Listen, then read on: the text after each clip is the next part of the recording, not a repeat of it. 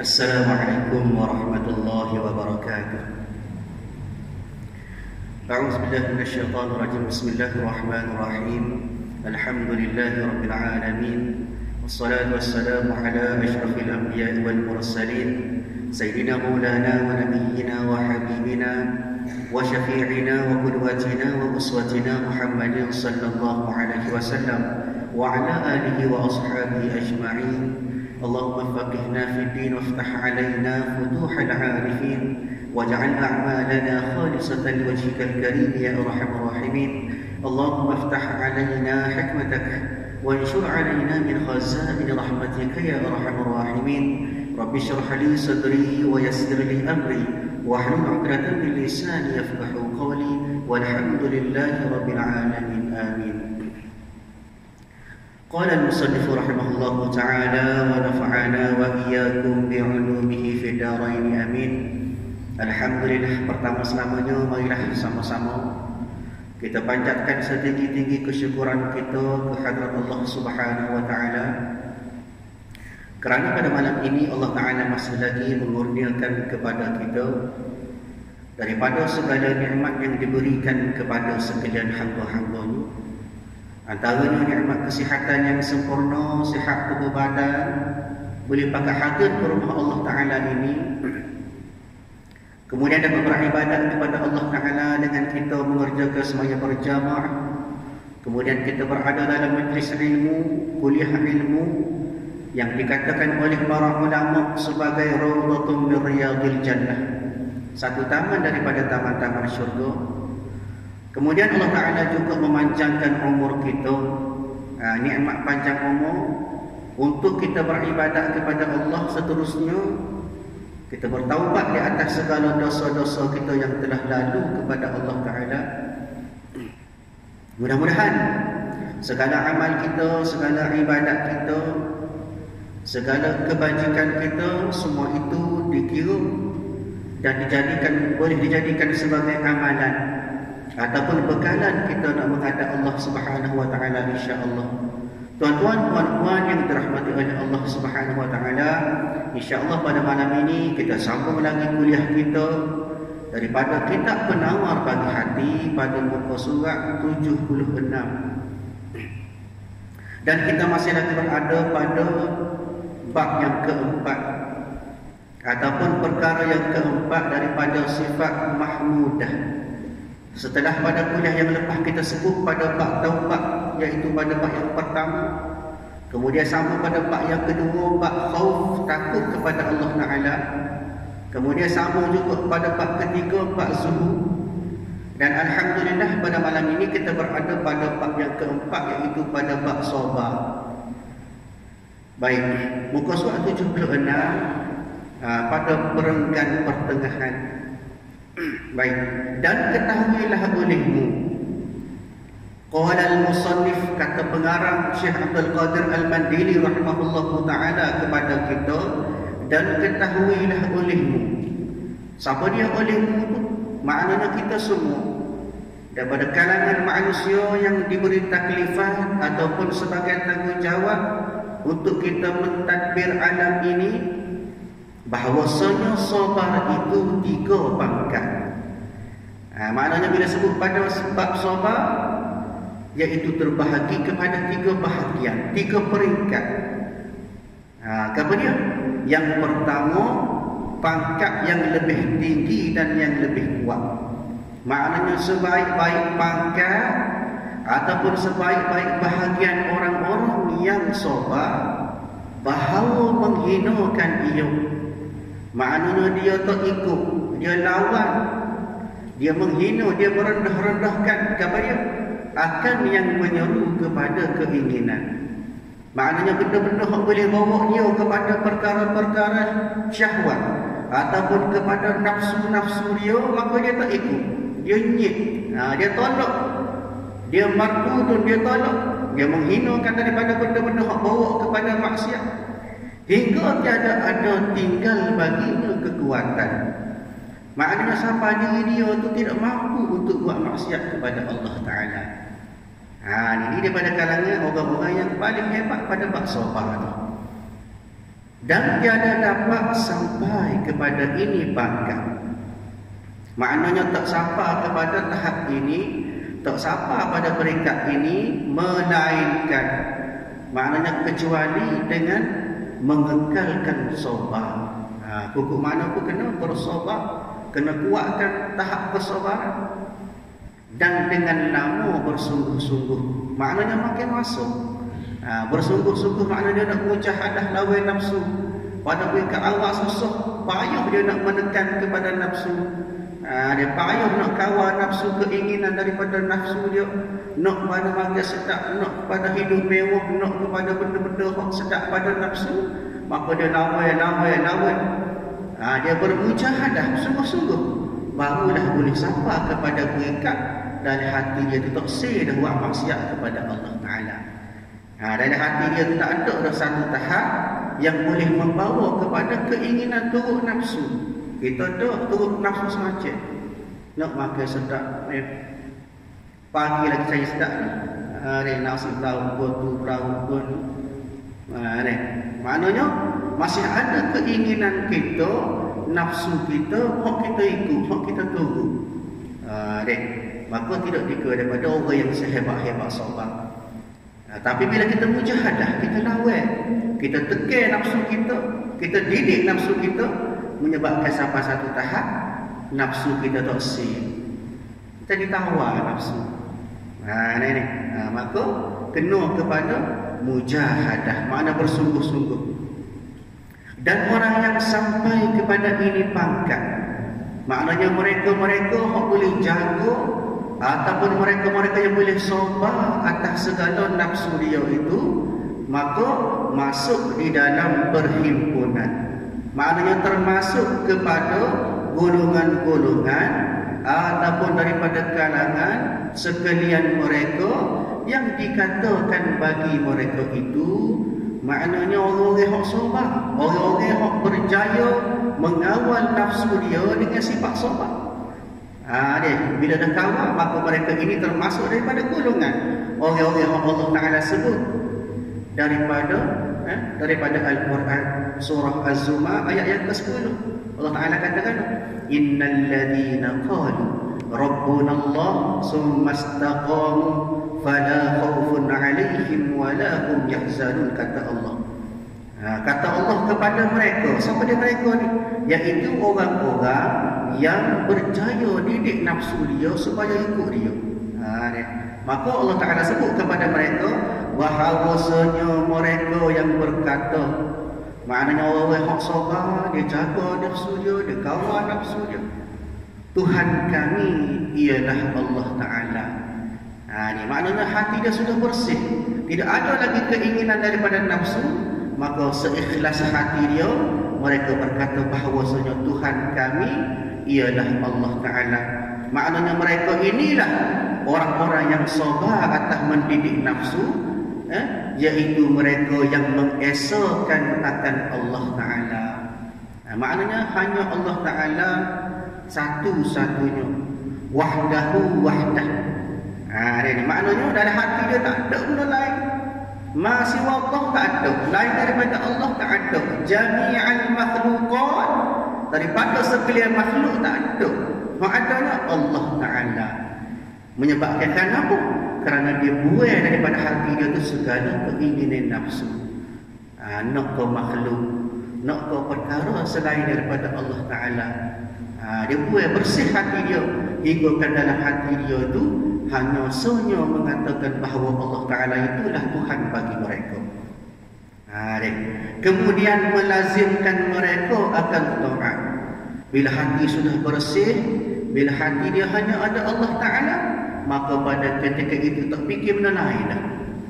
Hidup dia, cara hidup dia, cara kerja buat dia, setiap nafas dia, hanya dia nak kepada ketaatan kepada Allah Ta'ala. Tak sih cara bermakhluk, tak sih cara kepada dunia. Tak sih lah konoknya melazimkan taat dia kepada Allah setiap masa, setiap ketika. Taat hanya semata-mata kerana Allah Ta'ala. Maka tiada ada ketakutan atas mereka itu. Tak ada risau dah. Bila ada Allah Ta'ala dalam hati, tak ada risau, tak ada rasa sedih, tak ada rasa duka cita. Dan tiada mereka itu duka cita, tak sedih. Ini tak kecewa. Kenapa? Kerana matlamat mereka, iaitu Allah Ta'ala sudah ada dalam hati dia. Nak sedih ke apa? Ini. Dan mereka itu yang diserukan. Mereka-mereka itu maknanya orang-orang yang berada pada pangkat yang pertama, ataupun pada kategori, pada bahagian peringkat yang pertama seperti yang disebut tadi.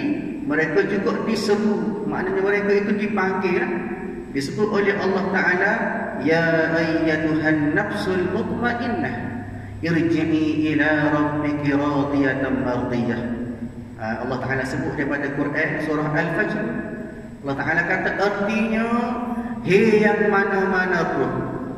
Mana-mana roh tu daripada kalangan kita. Daripada kalangan kita, iaitu daripada kalangan orang-orang yang boleh jaga hati ataupun diri dia daripada turut nafsu. Dia maknanya Tuhan panggil, jemput. Tuhan panggil wahai orang-orang ataupun roh-roh yang sentosa. Maksud sentosa tu sukutun, senyap dia, redha dia segala atas Allah Ta'ala. Kembalilah olehmu kepada Tuhan engkau pada ketika engkau redha dengan pahala. Maknanya Tuhan jemput kita menghadap Allah Ta'ala. Tuhan panggil kita jumpa dengan Allah Ta'ala, kembali kepada pencipta, kembali kepada Allah Ta'ala dalam keadaan kita redha dengan pahala yang kita ada. Kenapa? Kerana dalam hati kita ada Allah Ta'ala aja. Itulah baru hadirnya redha. Kalau dalam hati kita Allah Ta'ala tak ada walaupun sikit, maka dipanggil tidak redha dalam hati dia. Makna kita redha, makna kita cukup dengan tujuan penciptaan Allah Ta'ala kepada kita. Sampai dah matlamat kita tu hebat kita, jadi redha dah kita. Ni supaya butai lah ni. Orang butai bila jumpa orang yang butai tu lari semua. Sebab apa? Sebab dia tak redha, tak selesai lagi dia dengan orang jual butai tu. Ada perkara selesai tu, butai bayar belakang tu, selisih 10 kali sehari pun tak apa, selesai tu. Jadi begitu juga konsep ataupun tujuan Allah Ta'ala buat kita selesai apa tu. Dengan sifat kita, ta'abud kita, beribadat kita kepada Allah Ta'ala, segala kehidupan kita serah bulat-bulat kepada Allah Ta'ala, maka menyebabkan diri kita jadi redha kepada Allah Ta'ala bila mana kita berjumpa ataupun menghadap Allah Ta'ala esok-esok.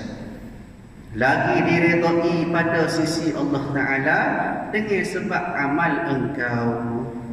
Makna sebab amal tu, makna tak sebab kehidupan kita. Setara mana kita buat betul kena pada dengan Allah Ta'ala redha. Kalau kita turut selagi dengan syariat Allah Ta'ala, turut segala disiplin ataupun segala peraturan-peraturan yang Allah Ta'ala buat kepada kita, maka tidak ada dosa kita dengan Allah Ta'ala. Tuhan tengok kita ni sebagai orang yang sentiasa mengekali atas jalan redha Allah Ta'ala. Maka pada ketika itu teruslah kita, seolah-olah kita berada pada zon yang selamat. Sebab apa? Sebab kita dah buat segala keperluan dan tuntutan Allah Ta'ala atas dasar penciptaan kita sebagai makhluk atas muka bumi. Baik. Ini seruan adalah ia pada ketika mati. Bila keadaan ini berlaku ni, bila Allah Ta'ala jemput kita ni, esok-esok bila kita meninggal dunia menuju kepada kehidupan akhirat, maka pada ketika itulah dipanggil oleh Allah Ta'ala kepada mereka-mereka yang berjaya mendapatkan keredaan daripada Allah Ta'ala supaya masuk ke syurga. Itulah sebenarnya matlamat kita. Baik. Adapun pada hari kiamat, maka diserukan.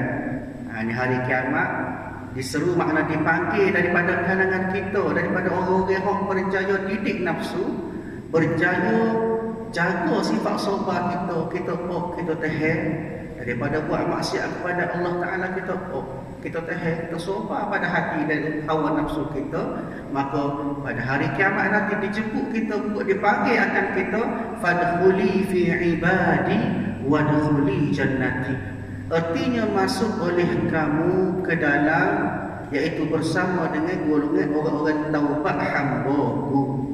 Maknanya bila mana kita esok-esok, kalau hati kita dalam keadaan sabar, jaga jiwa kita, jaga hati kita daripada turut hawa nafsu, maka kita digolongkan bersama kalangan orang yang bertaubat.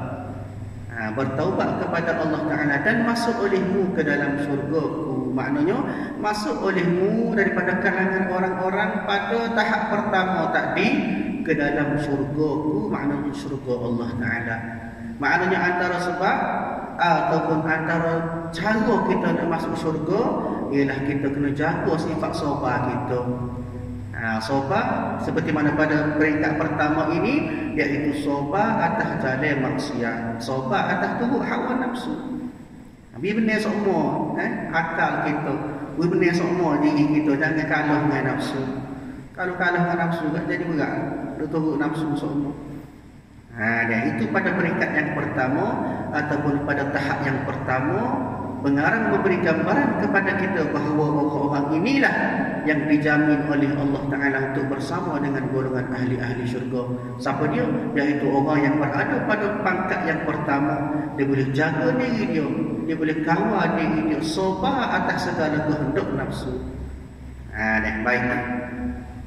Dan yang kedua, maknanya yang kedua daripada pangkat ataupun daripada kategori, daripada peringkat orang yang sabar, iaitu pangkat yang lebih rendah.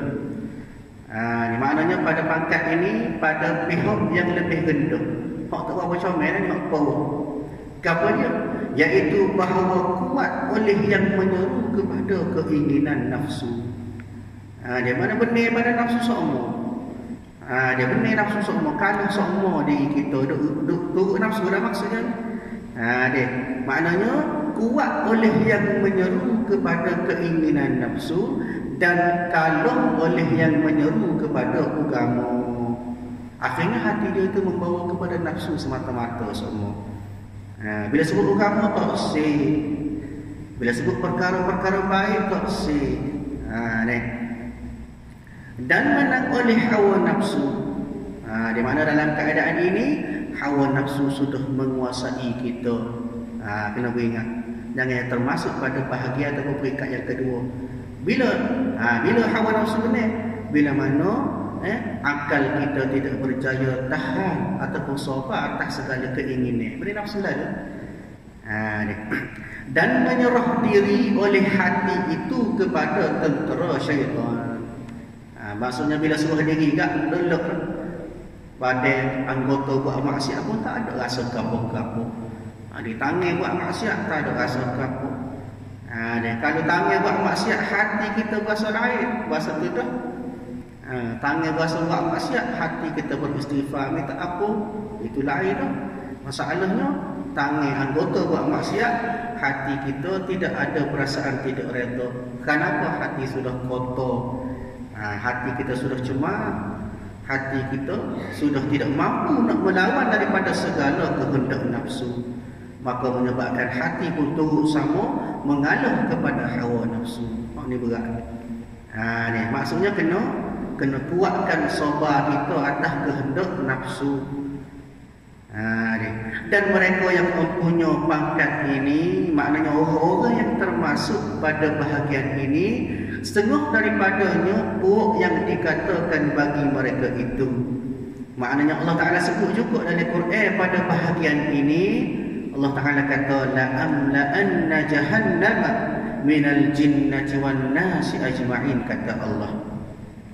Artinya demi Allah Ta'ala selagi memenuhkan, maknanya sampai situlah sehingga penuhlah oleh kami, maknanya oleh Allah Ta'ala akan api neraka Jahannam daripada jin dan manusia sekaliannya. Maknanya selagi mana api neraka ataupun selagi mana neraka tak penuh, maka selagi itu Allah Ta'ala akan kabur. Isi juga dalam neraka, isi juga daripada kalangan siapa? Daripada kalangan hak tadi lah. Orang-orang manusia-manusia yang kalah kepada hawa nafsu, duk turut hawa nafsu semua. Maka seesok kata Allah Ta'ala dia cetek daripada api neraka Jahannam. Kena ingat. Dan ada bagi orang yang pada pangkat ini dua alamat. Maknanya kita nak kenal ataupun tanda-tanda daripada orang-orang yang kalah kepada hawa nafsu. Apa dia? Salah satu daripada keduanya bahawa berkata ia, dia royak. Dia katakan, aku ingin akan taubat, tetapi teruzur atas aku. Aku nak taubat, tapi jadi uzur. Bila mari nak taubat jadi uzur semua. Maksud uzur maknanya di sini berlaku kelemahan pada diri.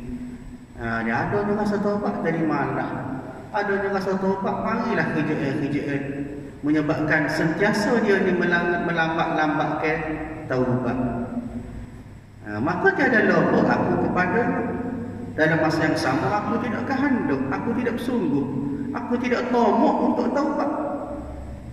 Maka orang ini yang putus asa dari rahmat Allah Ta'ala, lagi yang binasa di sisi Allah Ta'ala. Maknanya di sisi Allah Ta'ala kan orang ni rusak dah lah. Maknanya dia sedar diri dia dalam keadaan berdosa kepada Allah Ta'ala. Dia sedar maksiat dia buat kepada Allah Ta'ala, tapi dalam masa yang sama dia menangguh-nangguhkan taubat. Setiap hari malah taubat, tak nak taubat. Sedangkan dia sentiasa cepuah dengan dosa, sentiasa bergelumang dengan dosa. Maka kata Allah Ta'ala, orang ini ialah orang-orang yang putus asa dan binasa di sisi Allah Ta'ala. Baik. Itu tanda yang pertama.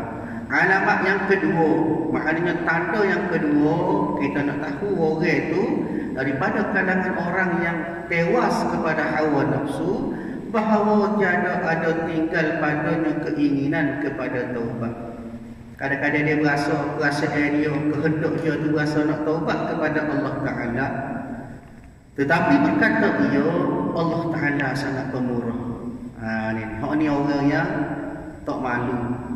Dia buat maksiat kepada Allah Ta'ala, dia buat dosa kepada Allah Ta'ala, dia tidak nak taubat, tak saya taubat, tapi dalam masa sama dia duk fikir Allah Ta'ala pemurah. Ada bergantung kepada sifat Allah Ta'ala yang maha pemurah, sangat pengampun, sangat kasih sayang, terkaya ia daripada taubatku. Maknanya Allah Ta'ala tak berhajat kepada aku untuk taubat. Maka syurga yang luas itu tiada sempit ia daripada daku. Maknanya dia kata seolah-olah syurga luas tu Allah Ta'ala dengan sifat pengampun Allah Ta'ala, insya-Allah aku boleh masuk syurga. Ini orang tak malu. Dia buat dosa, dia buat maksiat, tapi dia harap kepada keampunan Allah Ta'ala. Mana boleh? Aku ke mana kena taubat? Jangan nak mengharap kepada keampunan Allah Ta'ala semata-mata. Maka syurga yang luas itu tiada sempit ia daripada aku. Ke mana pun dengan Allah Ta'ala sifat maha pengampun, insya-Allah aku boleh masuk syurga. Itu perasaan dia yang sebenarnya. Tapi di sisi Allah Ta'ala tidak ada nilai orang yang benar. Maka orang ini telah jadi akalnya tawanan bagi keinginan. Maknanya ke mana pun tandanya ini ialah orang-orang ini orang-orang yang tak taubat, orang-orang yang banyak maksiat kepada Allah Ta'ala. Maka orang ini jadi akalnya tawanan bagi keinginan. Maknanya nafsu sudah menguasai akal dia.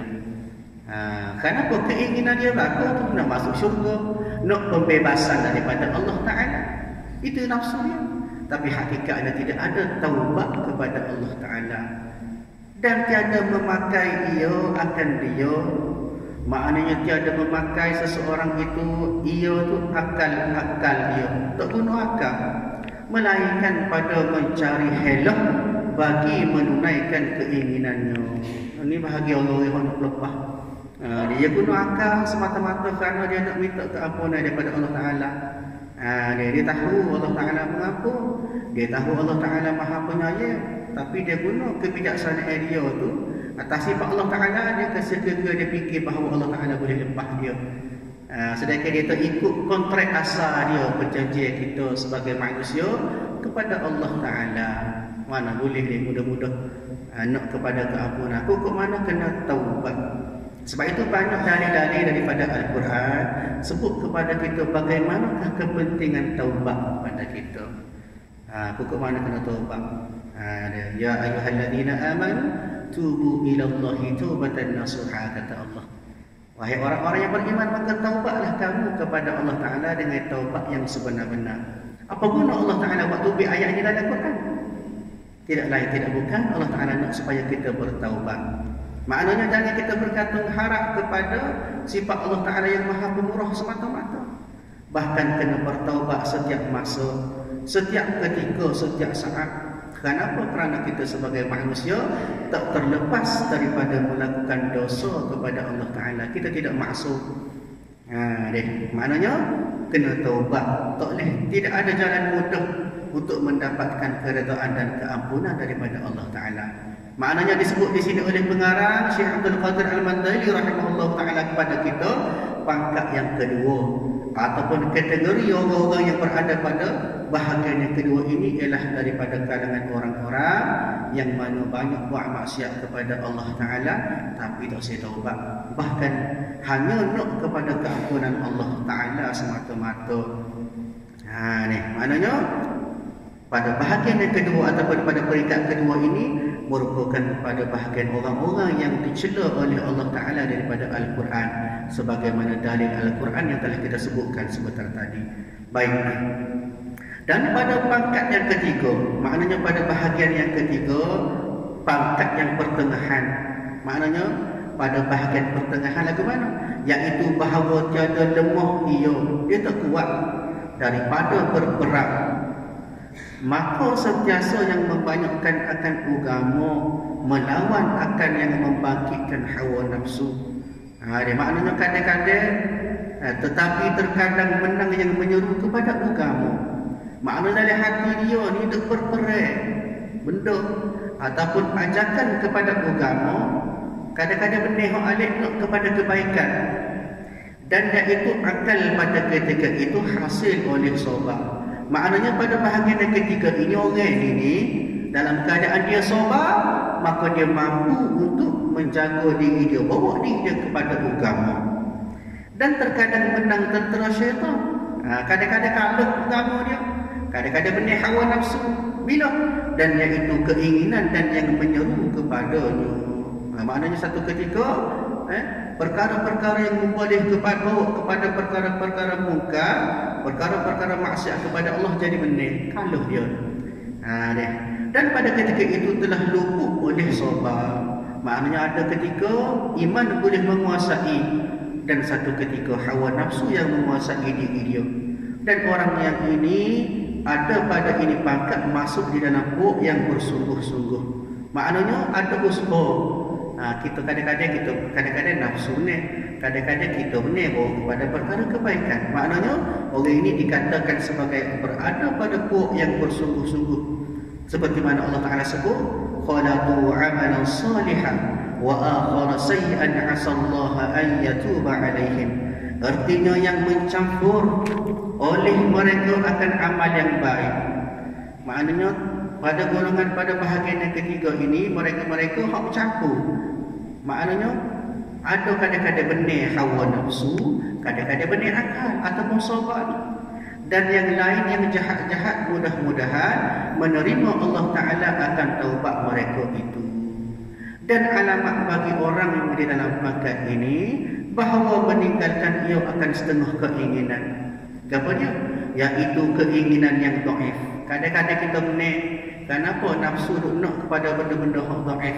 Maknanya benda-benda hak mudah. Dia kadang-kadang tak siap berasa nak makan sedap, kita pun sabar makanlah qadar. Lagu tu contoh. Dan lemah ia daripada keinginan yang kuat-kuat. Kadang-kadang setengah-setengah pak dia kalah benih hawa nafsu. Dan terkadang meninggalkan ia akan keinginan yang kuat pada setengah masa, tiada pada setengah masa yang lain. Maknanya pada golongan ketiga ini, orang yang ada usaha dia, kadang-kadang dia lawan nafsu dia benih, kadang-kadang dia lawan-lawan tapi kalah bahkan menurut hawa nafsu dia. Maka inilah daripada kalangan ataupun golongan orang yang berada pada tahap yang ketiga. Dan ia sentiasa duka cita atas lemahnya. Maknanya bila sampai masa kalah jiwa dia, benih nafsu, maka dia bersedih. Maka boleh menyebabkan dia ini bertaubat kepada Allah Ta'ala, beristighfar dan sebagainya. Dan berkekalanlah ia melawan akan hawa nafsu dan memeranginya. Maka inilah perang yang lebih besar. Maknanya pada bahagian yang ketiga, pada tahap yang ketiga ini jiwa kita sentiasa berperang. Dia kadang-kadang benda nafsu, kadang-kadang benda akal. Tapi noyaknya di sini ada usaha kita, ada kesungguhan kita. Bahasa dia dah lah. Bahasa kita, kata ulama, al-iman yazidu wa yanqus. Iman kita ni kadang-kadang naik, kadang-kadang turun. Bila mana maksiat ataupun nafsu menguasai, maka iman kita jadi rendah. Ni. Wa yanqus, kadang-kadang bila iman, kadang-kadang imam kita menguasai, keimanan kita meningkat, kita buat amal ibadat kepada Allah, kita rajin buat amal kebajikan kepada Allah, maka pada ketika itu iman kita jadi naik. Maknanya di sini pada bahagian yang ketiga ini adalah daripada kalangan kita lah, iaitu mereka-mereka yang sentiasa ada daya usaha untuk melawan keinginan nafsu, walaupun kadang-kadang ada ketikanya kita tewas, namun berduka cita, sedih atas nafsu yang kita buat, dosa yang kita buat kepada Allah Ta'ala. Dan itulah daripada 3 tahap, 3 peringkat orang-orang yang sabar. Di sisi pengarang ini disebut oleh pengarang rahimahullah Ta'ala kepada kita, kita boleh nilai kita tinggi duduk mana, pada pangkat pertama ataupun pangkat kedua ataupun pangkat ketiga. Mudah-mudahan kita semua mengharapkan supaya Allah Ta'ala menjadikan kita semua daripada kalangan orang-orang yang sentiasa ada usaha untuk lawan hawa nafsu, insya-Allah. Dan ketahuilah bolehmu bahawasanya hajat kepada sabar itu melengkapi ia akan segala masa. Wallahu a'lam bissawab. Insya-Allah kita sambung kuliah pada masa akan datang. A'udzubillahi minasyaitonirrajim. Bismillahirrahmanirrahim. Alhamdulillahirabbil alamin wassalatu wassalamu ala asyrafil anbiya'i wal mursalin wa ala alihi wa ashabihi ajma'in. Allahumma inna nas'aluka ridhaka wal jannah wa na'udzubika min sakhatika wan nar. Allahumma innaka 'afuwun karimun tuhibbul 'afwa fa'fu 'anna wa 'an walidina wa 'an jami'il muslimina wal muslimat wal mu'minina wal mu'minat bi rahmatika ya arhamar rahimin. Rabbana atina fid dunya hasanah wa fil akhirati hasanah wa qina 'adzaban nar. Wa sallallahu ala sayyidina Muhammad wa ala alihi wa ashabihi ajma'in. Walhamdulillahirabbil alamin. Assalamualaikum warahmatullahi